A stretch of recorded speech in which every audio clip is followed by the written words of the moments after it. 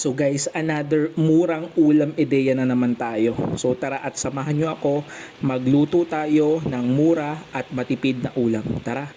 Ayan, so guys, ito yung mga primary ingredients natin na kailangan natin. So meron tayong corned beef, meron tayong cabbage, meron tayong onion, then garlic. Siyempre, kailangan din natin ng black pepper. And tapos, kung kailangan man natin ng soy sauce, oyster sauce, papakita ko na lang siya later habang nagluluto tayo. So tara, samahan nyo at magluto na tayo. Ayan, so syempre ang una nating ginawa, nagpainit lang tayo ng kawali at naglagay tayo ng mantika. So nung mainit na po yung mantika, ay una po nating inilagay ang ating mga bawang.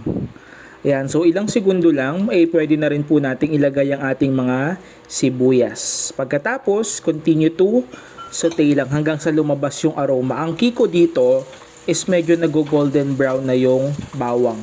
Kasi kapag luto na yung bawang, matik luto na rin yung sibuyas.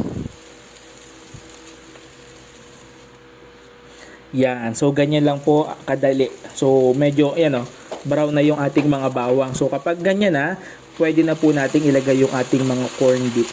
So, isang latang corned beef lang po ito. Yan. So, haluin natin mabuti. Actually, ganito pa lang, di ba? Ulam na to. Ahunin na natin to. Kumain na tayo. So pero syempre mas masarap maiba naman lagyan natin ng gulay para healthy naman 'di ba kahit tilata lang.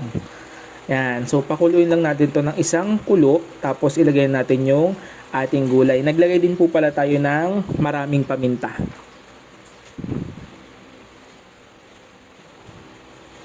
Yan, so pagkatapos po, yan, so konting halo lang and then ilagay na po natin yung ating cabbage. Literal po na napakabilis lang po nitong lutuin. 1 hanggang 2 minuto, luto na to. Kasi isang kulo lang po sa cabbage kasi 'di ba? Mas masarap po yung half cook, yung medyo malutong pa yung cabbage. Yun yung ating goal, ganun yung gusto nating ma-achieve. Yan, tapos po maglalagay po tayo ng konting water lang. Naglagay din po pala tayo dito ng oyster sauce, pandagdag lasa.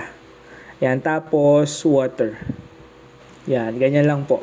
Tapos pakuluan po natin yan ng isang kulo. Ayan, nung kumulo na po, make sure po na haluin natin ng mabuti para hindi po malamog yung nasa ilalim. O, 'di ba? Ang bilis, ang daling lutuin. Subukan nyo rin po ito kung hindi nyo pa ito nasusubukan. Surely, solve na solve ka dito. Kahit walang rice, ito lang, okay na po ito. So, syempre po, tikman mo rin po kung okay na talaga yung lasa para kung hindi pa, pwede tayong magdagdag ng patis or asin. Ayan, so, naglagay din po tayo ng fried garlic.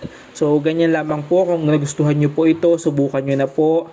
And masasarapan po kayo. And kung nagustuhan nyo po itong video ko, huwag nyo pong kalimutang i-like and i-follow ang aking Facebook page and mag-subscribe na rin po kayo sa aking YouTube channel. Maraming salamat po and God bless you all. Happy eating!